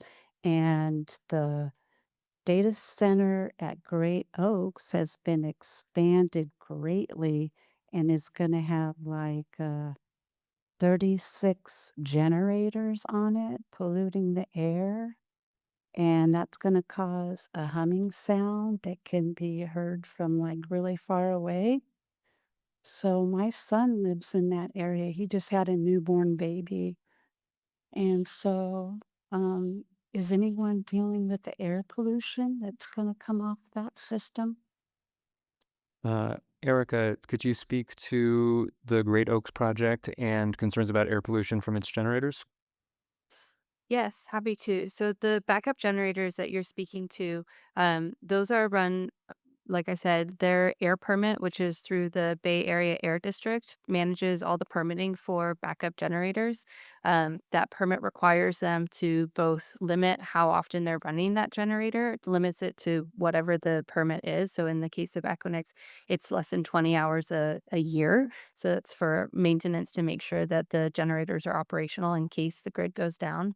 It's very minimal. And on top of that, there are limitations on the amount of emissions that can come from that. So every generator has, and I'm going to say this, and admittedly, this is not my area of expertise, so I may be saying this incorrectly, but essentially the Bay Area Air District has requirements for the amount of NOx and SOx, which are the pollutants that come out of generators. So there are scrubbers that have to be installed on those devices that make sure that what's being emitted is within a safe level. Ultimately, that's up to the Bay Area Air District to monitor those and make sure that they're in compliance. Bottom line, very briefly, you're saying that over the course of the year, they would be blocked from running those generators more than 20 hours. Yes. All right, thank you.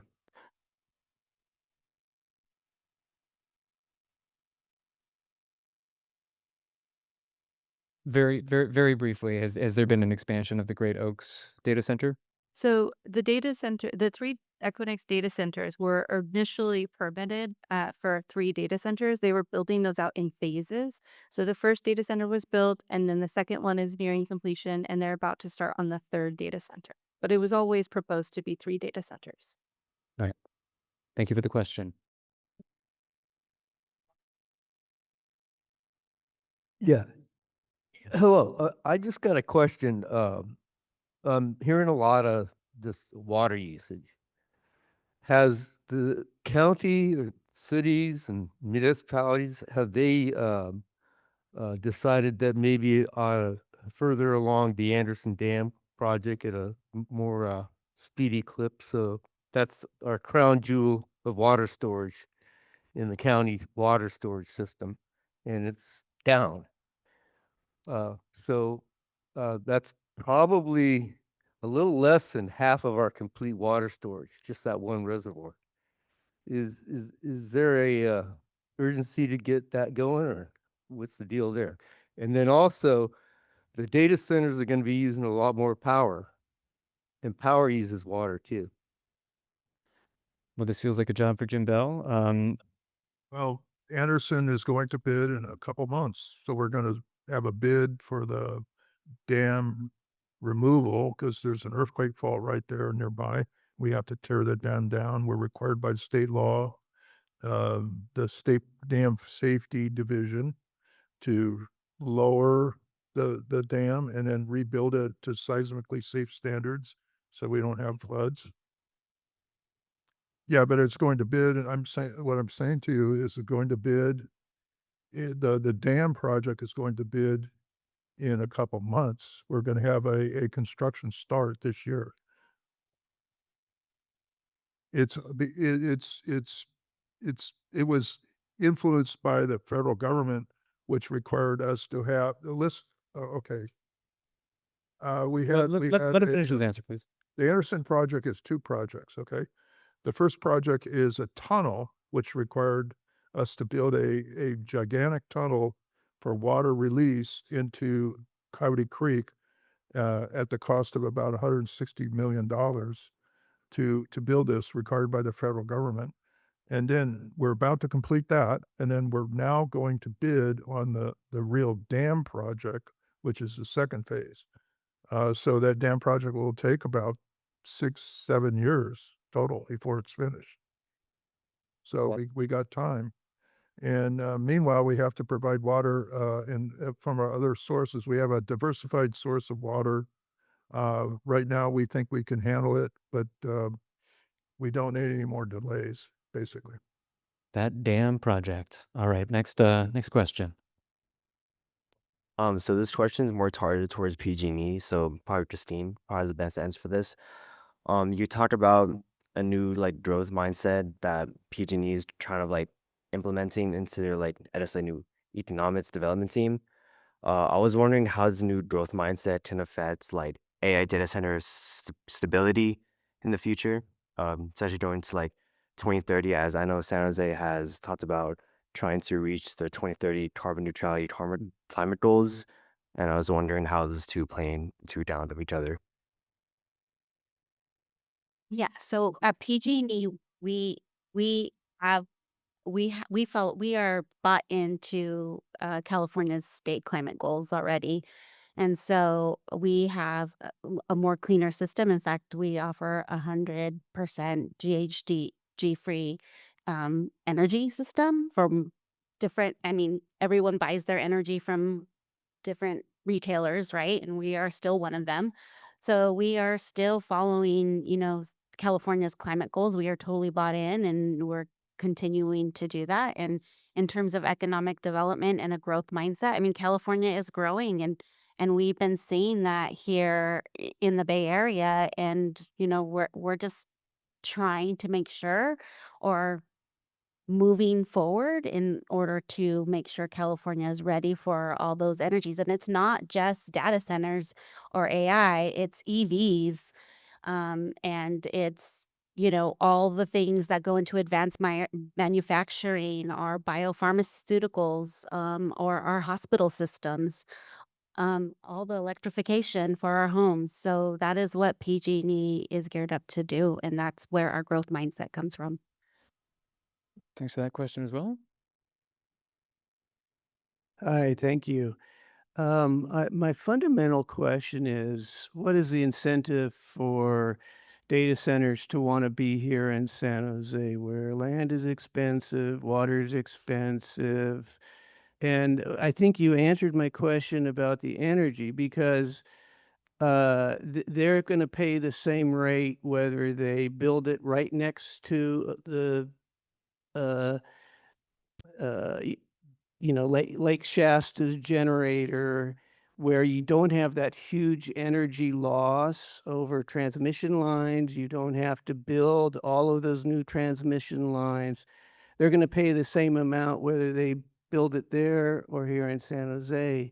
But in terms of some of these other concerns, it's so much cheaper and easier and fast, to move data at the speed of light in a fiber optic cable than it is to move water that's expensive to move and energy intensive. And you get huge losses of energy when you're moving it through transmission lines.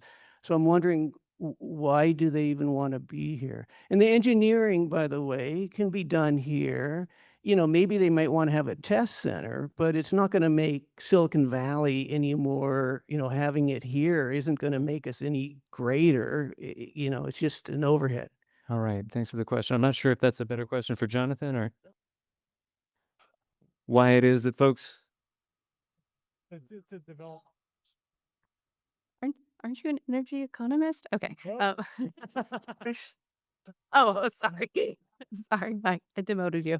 Yeah, it's a really good question, right? Land is super expensive here. Water, energy, PG&E rates are some of the highest in the country.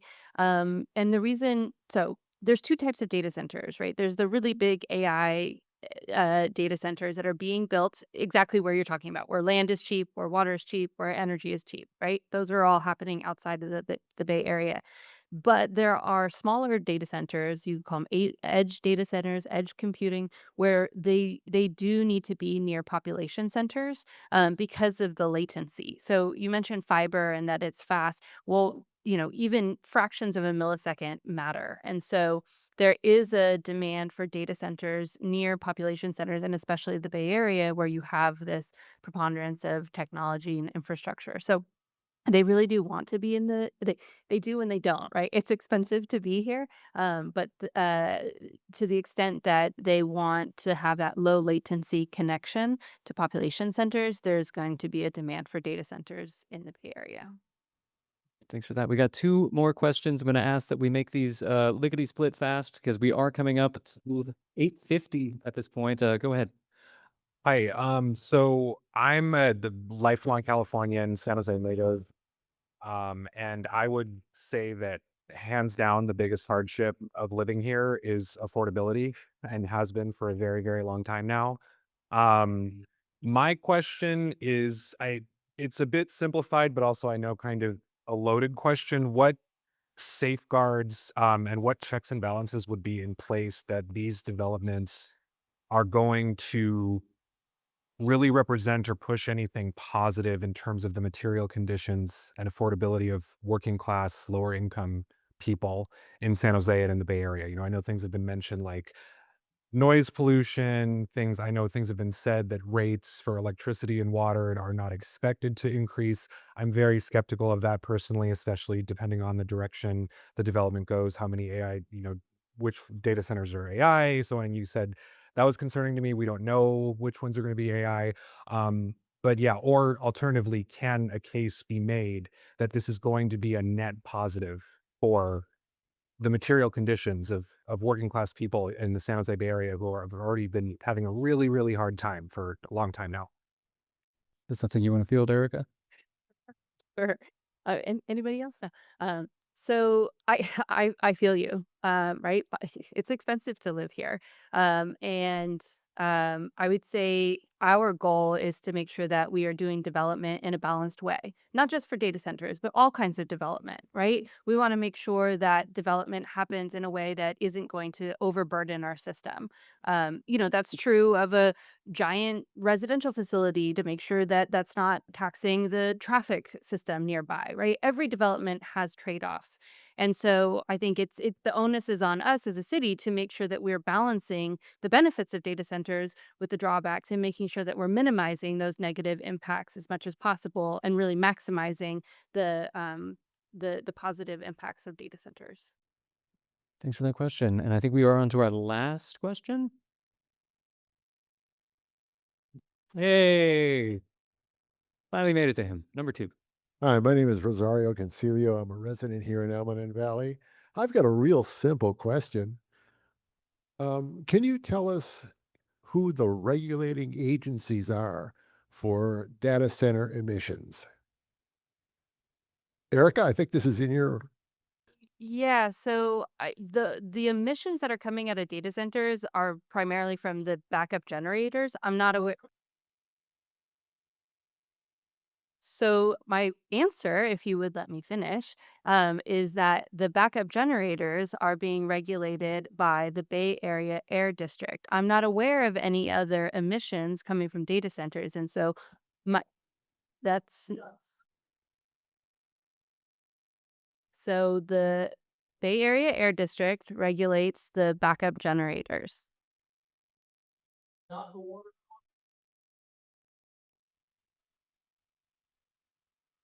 We don't approve the data centers. The city of San Jose approves the data centers.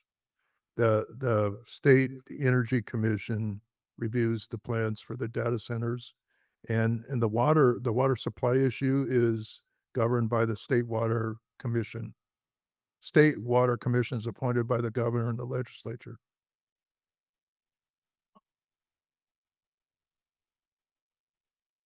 Well, these agencies, there's a multitude of agencies that regulate aspects, different parts. Like when we built the gentleman asked about the dam. Well, we had the Federal Energy Commission tell us we had to cool the water, and so that was a regulation. We have all these different agencies that have to prove things when we build things. So we're essentially a water wholesaler. We provide water at a cost to the water companies, Great Oaks, San Jose Water Company, or the City of San Jose Water Company. That's All right. That's what we do. That's our job. I think we're gonna have to cut it there. I can see folks want to get home, so we're gonna have to leave it there, sir. We're gonna no. I'm sorry, sir. No, sir. You can ask them. Please let. Sir, you can ask them afterwards, please. Please, you're getting the red sign. So we're gonna give everybody 1 minute closing thoughts, and then we're gonna get folks out of here. So Lisa is back up to help us with the 1 minute mark. And Jim, how about you start us off? Closing thoughts for the evening. What do you want to leave folks with to help them understand this data center build out in San Jose? I'm glad I had a chance to be here to listen to you, to have your input. I know there's a concern about these data centers. I know there's concern about affordability and all aspects of approval. For me, I've been on the water district board for 3 years. And for me, it's affordability is the bottom line, the rates that everybody pays. And I watch them very closely. A lot of regulations impact the rates. A lot of people that don't want to pay their fair share impact the rates. And these are the kinds of things I watch as a water district fiscal manager I'm chairman of the audit committee. So I watch this very closely, and I'll do my best. I'm not perfect, but I'll do my best for everybody here. So thank you. Alrighty. Thank you. And that was Jim Beall. Let's go next to Jonathan Koomey. My most important need is transparency.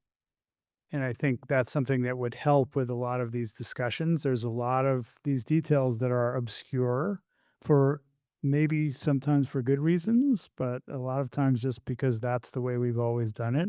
And I think given the importance and size of these facilities, it's important that we start being a lot more clear, we being industry and government being a lot more clear about the costs and the benefits of these installations. Thank you, Jonathan Koomey, researcher, author, lecturer, not an economist. We apologize for that. Let's go from the outside in once again. Christina Ramos, your closing thoughts. Yeah, no, I just appreciate the invitation to be here. We at PG&E are changing and, we really want to deliver for our hometowns. And luckily, San Jose is my hometown. And so I get to do the great work of representing you guys within my company and working with the city of San Jose on doing what's in the best interest for the city of San Jose. So thank you for having me. Yeah, thank you for being here. Christina Ramos of PG&E. And closing thoughts to Erica Garoffo with the city. I just really appreciate all of you coming out tonight. I really think that democracy functions best when people are engaged. And I know it's a lot to ask to come out late at night and have a conversation about a topic that's kind of boring for some people. So I just want to say thank you for staying engaged. And I would encourage you to continue to stay engaged. Please reach out if you have questions. If you see an article or watch a TikTok video and you think, gosh, I wonder what that's about, please reach out. I'd love to have a conversation with you. And I realize, I agree with Jonathan. Some of this stuff is obscure and hard to find. But, government functions for the people, and it's our job to do better by that. So please just invite you. My door's open. Come and find me. I'd love to have a conversation. All right, Erica Garoffo with the city. Let's give it up one more time for our panelists, Erica Garoffo, Jonathan Koomey, Christina Ramos, Jim Beall. This has been organized by the Almaden Valley Community Association. Let's give it up for them as well. Thanks for the organizers. And thank you all for sticking around 2 hours. That's a lot of information. Thank you, everybody. And Have a good night, everybody. Thank you, Keith, for being here to moderate. We appreciate that. Want to remind everyone that there is no July meeting, but please do come back August 10th for our next meeting, most likely an election forum. Thank you and good night. Yeah. Hey, I know something. I almost had video. It's just an idea, and it's gonna. She needs to come here now to break his head. Yeah, that's what okay. I think which letters are open. Yeah. Okay, let's get right here. Governor, but I didn't know.